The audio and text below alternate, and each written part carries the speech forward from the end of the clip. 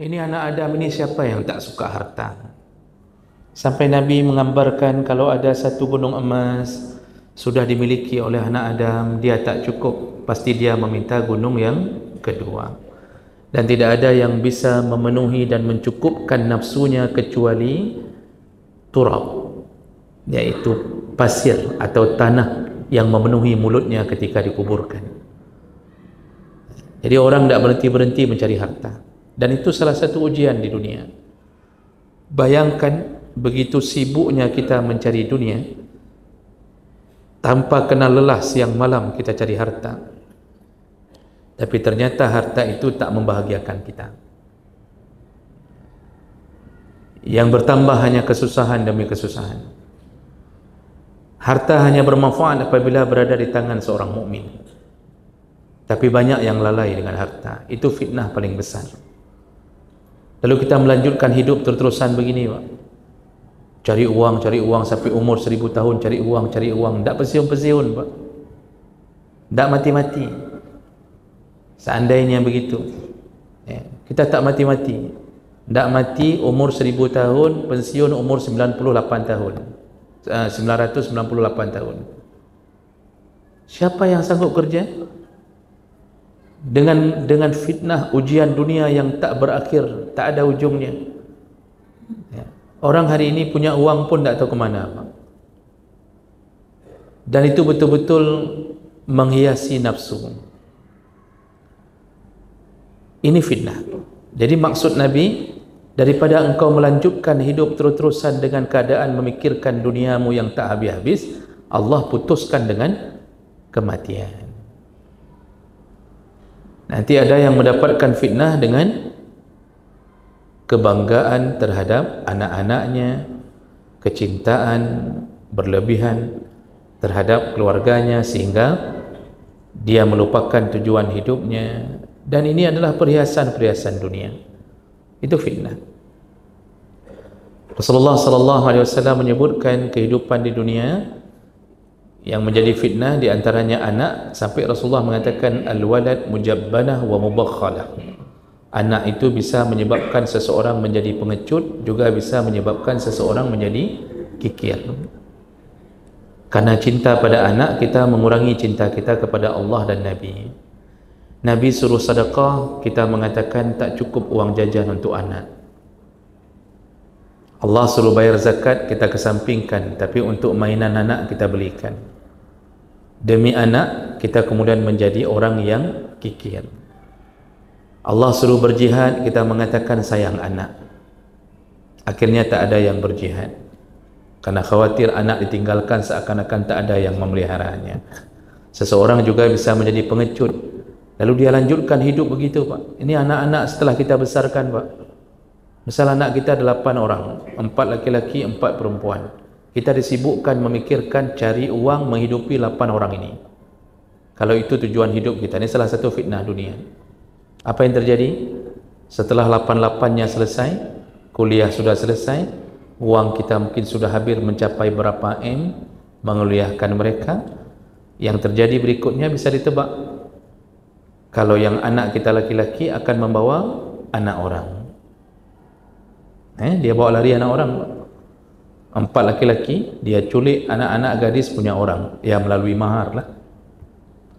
Lalu tidak ada yang tinggal di rumah kita satu pun, 4-4-nya cari rumah sendiri. Maka kita kan tak ada yang tinggal sama orang tua. Setelah kita culik anaknya, kita pindah rumah. Kalau anak kita perempuan, dibawa lari orang. 4-4-nya yang tersisa dibawa lari orang. 8-8-nya fitnah dunia ini, 8-8-nya berangkat. Setelah kita habis ratusan juta untuk mereka, tinggallah kita berdua dengan istri di rumah. Di situ kita saling bercerita, kita saling bahkan saling cebok mungkin. Tak ada yang cebok lagi. Yang satu stroke, yang satu asam urat. Apa yang harus terjadi, Pak? Ya. Bayangkan itu yang kita pelihara, itu ujian bagi kita. Seandainya Allah tak matikan kita, maka akan berlanjut hidup itu di dalam ujian itu. Artinya kita kadang-kadang terjebak dalam keadaan yang kita tak sadari. Ya. Itu fitnah dunia. Mencintai dunia adalah fitnah. Ada orang yang disibukkan dengan keindahan alam, punya banyak harta, dia gunakan hanya untuk mengunjungi satu tempat ke tempat lain tanpa ada sedikit pun urusan dengan agama. Inilah fitnah-fitnah. Allah tak mahu kita terlalu lama dengan ini. Allah tahu hamba punya kelemahan, dia tak sanggup menghadapi nafsunya sendiri. Karena nafsu itu, kata para ulama, an-nafsu katiflir radhi'. Nafsu itu seperti bayi yang menyusui. Sebelum dia dapat ASI, tetap tak berhenti. Bayi kalau lagi nangis minta susu, hari ini kita berhentikan, dia minta besok. Besok hentikan, dia minta lusa. Belum dikasih tetap nangis. Itulah nafsu. Maka kuat sekali kita keinginan untuk mencapai keinginan-keinginan dunia. Dan itu tak berhenti kecuali orang-orang yang menyadari hakikat hidup. Tapi itu sedikit sekali. Sedikit sekali. Kalau kita laki-laki, seperti kita sebutkan tadi, fitnah kita, ujian terhadap kita paling besar di dunia adalah tak habis-habisnya memikirkan syahwat terhadap perempuan. Yang bisa membendung hanya iman, tapi itu pun kadang-kadang terbatas. Dan itu bukan sebuah kejahatan, tapi kita terjebak dalam dunia. Bagi perempuan, fitnahnya adalah perhiasan. Ujian yang mereka dapatkan adalah disibukkan dengan perhiasan. Minal qanatir al-muqantara, minal zahab wal fiddah. Dan seterusnya, wal khailil musawwamah wal an'am, dan seterusnya. Jadi perempuan itu suka terhadap perhiasan. Perempuan tak peduli dengan fisik suami. Kalau tak ada perhiasan yang dia dapatkan, maka tak berarti apapun seorang laki-laki. Kita ini berharga di mata isteri. Kenapa Bapak Ibu? Karena kasih uang belanja. Sederhana Pak. Allah yang kasih tahu itu. Kata Allah, ar-rijalu qawwamuna 'ala an-nisa' bima faddalallahu ba'dahum 'ala ba'din wa bima anfaqu min amwalihim. Laki-laki itu qawwam, pemimpin untuk di atas perempuan atau untuk istrinya, untuk anak-anaknya. Dan Allah yang lebihkan kedudukan laki-laki di atas perempuan. Tetapi satu kunci, wa bima anfaqu min amwalihim. Kita ini dihargai, dihormati apa yang kita beri dari harta kita untuk istri. Itu baru didapatkan penghargaan. Maka bagi istri, fitnahnya, ujiannya adalah harta. Bapak, ibu, kalau seandainya seorang istri tak lagi diberi nafkah, kalau laki-laki itu bentuk fisiknya indah, ya, ganteng, tampan, tapi tidak ada wang belanja, ilaki cerai bahan Pak. Dilaki, ya. Istri itu akan minta cerai, walaupun kita misal Masya Allah peranakan Bosnia misal. Contoh, tapi saya lihat tidak ada satu pun kita di sini yang begini. Ya.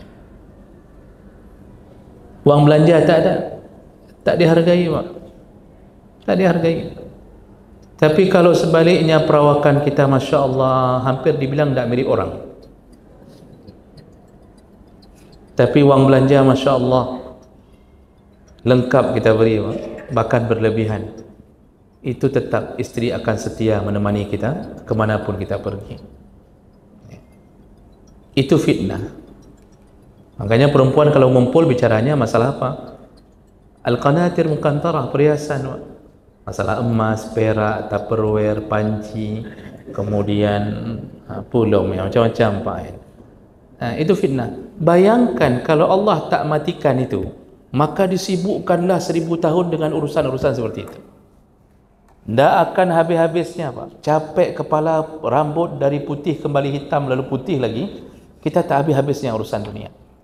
Makanya Nabi mengatakan, mati itu baik untukmu, Allah sengaja hadirkan untukmu, daripada engkau terus-terusan di dalam ujianmu dalam dunia. Karena begitu terjebak dengan ujian dunia, ada kalanya kita tidak bisa keluar. Bisa-bisa mati su'ul khatimah, gaduh pelit peng. Saya sering nyindir Pak, dalam beberapa tempat ceramah. Kadang-kadang orang hari ini Pak, dia boleh berpangkat apa saja, peci pakai bentuk model apa saja, tapi kalau mengkenang peng, itu kadang-kadang dia lupa bahwa itu dunianya, dan ini ada yang halal, ada yang haram, dia lupa. Orang hari ini Pak, demi untuk bisa naik gaji saja, apapun dia lakukan. Orang hari ini, walaupun dunianya adalah dunia pendidikan, untuk bisa mendapat sertifikasi yang tak ada pun dia adakan, akhirnya jatuh ke dosa. Dan demi melegalkan sertifikasi yang sudah keluar, yang harus ngajar 24 jam, sebenarnya dia tak ngajar, tapi dia akan minta ke sekolah lain, kapagat nan lung hai, taruhlah, kasihlah, buat nama aja pun boleh, saya bayar berapa. Padahal tak ada itu 24 jam itu dalam seminggu, tak cukup. Tapi dia buat, untuk apa? Supaya keluar sertifikasinya 2 kali lipat gaji Pak. Kalau enggak, tak keluar. Ujungnya kenapa? Makan haram. Terjebaklah kita kepada keinginan-keinginan dunia. Seandainya tak putus-putus, bertambahlah dosa, bertambahlah dosa. Allah tak menginginkan umat Muhammad begitu, bahkan kepada semua hamba. Makanya beruntung sekali kita dipisahkan dari dunia hanya berumur 60 sampai 70 tahun saja. Abu Hurairah mengatakan bahawa Rasulullah mengatakan umur umat Muhammad antara 60 sampai 70 tahun saja. Itu sebuah keuntungan bagi kita. Jadi tak lama sekali kita menghadapi dunia ini. Capek Pak, capek sekali, tak habis-habisnya, habis-habis Pak. Bapak saja sudah nampak wajah-wajah lelah menghadapi dunia. Habis, rahek tak kaman. Kata duduk-duduk, ada yang sudah tergantuk-gantuk menghadapi dunia ini, tak cara lagi Pak. Capek sekali. Maka bersyukurlah diberi kematian. Para ulama menuliskan dalam tafsir bahawa dunia itu ada punya dunia ini Pak, itu ada 2 perkara yang patut kita sadari betul akan kelemahannya. Yang pertama, dunia ini sangat pendek waktunya. Dia bukan tempat yang abadi, dia sangat pendek. Sampai Nabi mengistilahkan seperti sebatang pohon tempat kita berteduh di saat kita menuju ke safar panjang. Jadi dunia itu bagaikan tempat transit. Kata Rasulullah, kun abiri sabil, jadilah engkau seperti orang yang di dalam perantauan sedang berjalan, lalu engkau singgah di satu pohon, istirahat sebentar, lanjutkan lagi perjalanan menuju ke akhirat. Pohon ini, tempat stasiun ini, inilah dunia. Pendek sekali Pak. Jadi umur dunia itu tak panjang. Jadi ini harus disadari oleh orang-orang. Jangan kejar sesuatu yang hari ini berlari. Ali bin Abi Thalib menyebutkan dalam asar yang sahih, irtahalatid dunya mudbirah wartahalatid akhirah muqbilah. Dunia itu terus berlari membelakangi kita, sedangkan yang datang menuju ke kita adalah akhirat. Anehnya kita yang lari dari kita kejar. Ini dunia sedang lari ni Pak. Makin tua sedang lari. Tanda-tanda semakin dekat dengan kehancuran dunia. Dunia ini akan punah, akan fana. Dan tandanya sudah cukup banyak. Di antara tanda yang paling masyhur sekarang ini, banyaknya terjadi pembunuhan. Orang kasratul haraj, kata Nabi, tak akan terjadi kiamat kecuali banyaknya pembunuhan. Bunuh bukan membunuh dalam perang. Membunuh karena perkara-perkara keluarga, pembegalan, perampokan, bahkan saudara dekat membunuh. Itu kata Nabi. Dan ini luar biasa hari ini kejadian Pak. Dan kita tak masuk akal seorang makcik, apa bahasa Indonesianya, bibi, membunuh keponakan. Kan baru kejadian Pak di Sulawesi Pak ya. Membunuh keponakan berumur 8 tahun, perempuan dibunuh, digorok leher hanya untuk bisa mengeluarkan kalungnya. Lalu dipotong jari untuk bisa mengeluarkan cincin. Kan nak nyangka Pak. Maksudnya kenapa dia nak mikir tarik saja kalungnya, selesai, digorok leher. Bapak lihat beritanya, baru-baru kejadian Pak, baru sekitar 2 minggu entah. Itu bunuh bibi, bunuh keponakan. Dan itu terus berulang-ulang, kejadiannya terus berlanjut, tak habis-habisnya. Itu tanda kiamat segera dekat. Makanya dunia ini pendek sekali umurnya, jangan dikejar. Itu fitnah paling besar untuk kita. Yang kedua, kekurangan dan kelemahan dunia yang paling nyata adalah dunia itu hina kedudukannya di hadapan Allah Subhanahu wa taala. Cuma kita tak menyadarinya kalau kita tak bisa menyelami kalimah-kalimah dari Allah dan hadis Nabi yang menyatakan hinanya dunia. Sampai Nabi pada suatu hari berjalan dengan sahabat, lalu kemudian tampaklah seekor bangkai kambing mati. Disebut bangkai kerana tak disembelih. Jadi kemudian Nabi mengatakan, siapa yang mau kuhadiahkan bangkai kambing ini? Sahabat menjawab, mana mungkin kami terima bangkai kambing, apa manfaatnya ya Rasulullah? Tidak ada yang mau terima satu pun bangkai kambing. Lalu Rasulullah mengatakan, tahukah kalian dunia lebih rendah daripada bangkai kambing ini? Itu dalam satu hadis. Dalam hadis yang lain Rasulullah mengatakan, saking buruknya dunia,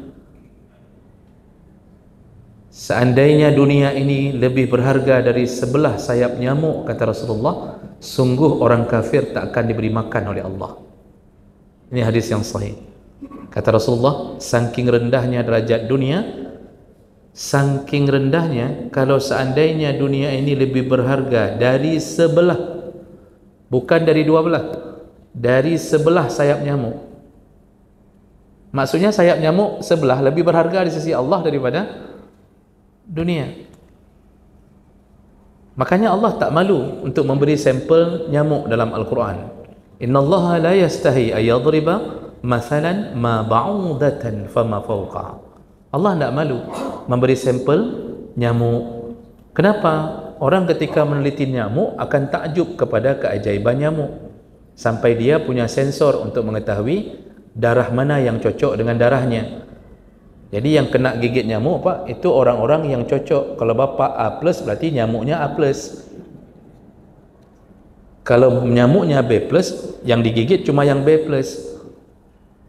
Itu saya baca dalam keajaiban Al-Quran. Nyamuk itu luar biasa sensornya. Maka kita tidur berempat, yang digigit satu. Kenapa? Semua nyamuk cocok darah dengan dia, yang lain tak ada yang cocok. Itu contoh barang. Itu lebih berharga di sisi Allah sebelah sayap nyamuk dibanding dunia. Seandainya dunia lebih berharga dari sebelah sayap nyamuk, orang kafir tak akan diberi makan. Apa maksud Nabi? Karena saking buruknya dunia, dianggap tong sampah oleh Allah, maka yang melawan Allah pun dalam tong sampah, makanlah apa-apa yang ada. Makanya orang kafir tetap diberi makan, karena tinggallah kamu di tong sampah ini, makanlah apa-apa yang ada. Makanya orang kafir pun diberi gaji, bahkan gajinya lebih besar daripada gaji kita, dihidupkan. Itu orang Yahudi Israel itu kan maghdub alaihim, itu kelompok yang dimurkai Allah, apalagi yang bentuknya Zionis. Dia siksa orang yang beriman kepada Allah, tapi Allah hidupkan mereka. Allah berikan semua fasilitas mereka lengkap. Tel Aviv itu bagus sekali kotanya, dan mereka punya gaji besar. Saya punya teman Afrika, itu kerja di Israel. Saya tanya, kenapa kerja di Israel? Orang Islam, orang Kongo, kerja di Israel. Saya tanya, kenapa kerja di Israel? Dia bilang, gajinya besar sekali. Besar gaji kerja Israel. Kalau tak percaya, coba bapak kerja. Itu besar gaji. Tapi Masya Allah, hidup mereka tak pernah kurang. Kenapa Allah beri makan mereka? Padahal mereka menghancurkan hamba Allah yang meyakini Allah. Karena dianggap, ya sudahlah, ini dunia. Ini tong sampah besar ini. Kalian makanlah apa-apa yang ada, makanlah. Nanti di akhirat, barulah kehidupan itu dibalik. Saking tidak ada harga dunia, sampai yang melawan Allah pun masih dikasih makan. Kita kalau sayang uang, Pak, anak yang melawan kita saja tidak kita kasih. Ini ada dua orang anak, satu taat, satu tak taat. Kita punya uang. Kalau uang itu berharga, kita kasih cuma yang taat, yang tak taat tidak kita kasih.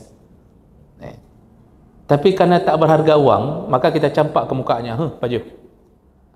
Itu bukti dunia tak berharga. Itu makanya Allah ingin membebaskan kita dari tipu daya dunia ini. Dengan cara apa? Kita kalau dibiarkan memilih, kita pilih dunia. Karena kita tak faham hakikat. Seperti semut berjalan di atas globe, tak tahu berada di mana. Kita memikirkan inilah hidup yang paling hebat, abadi. Lalu kita merencanakan hidup berlama-lama di sini. Karena tak tahu hakikat, kita rencana menyambung hidup. Maka Allah paksa kita, jangan lama-lama. Caranya bagaimana? Dikirimkanlah kematian. Maka mati itu memutuskan semua jebakan-jebakan yang terlalu lama terhadap dunia. Oleh kerana itu Bapak Ibu, salah satu doa Nabi sebelum tasyahud akhir adalah berlindung dari fitnah kehidupan.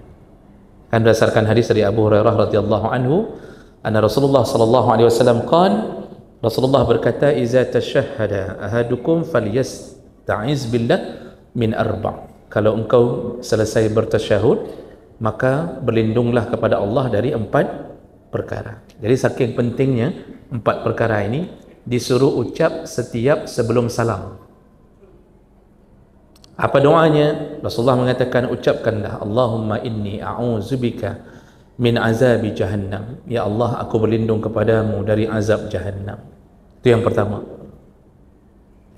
Ucapkan, jangan lupa Bapak Ibu, sebelum salam, habis tasyahud, setelah kalimat fil alamina innaka hamidum majid, dalam satu riwayat hadis, ucapkan doa ini yang pertama, berlindung dari azab jahannam. Kalau Allah makbulkan, insya-Allah Allah akan buat kita tidak menempuh jalan-jalan menuju jahannam.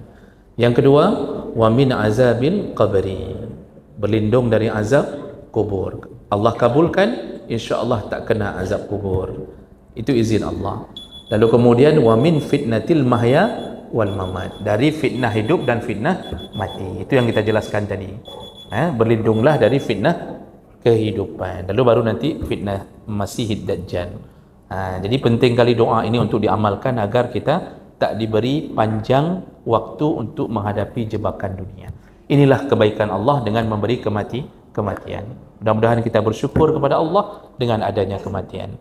Subhanakallahumma bihamdik, asyhadu an la ilaha illa anta, astaghfiruka wa atubu ilaik. Wassalamualaikum warahmatullahi wabarakatuh.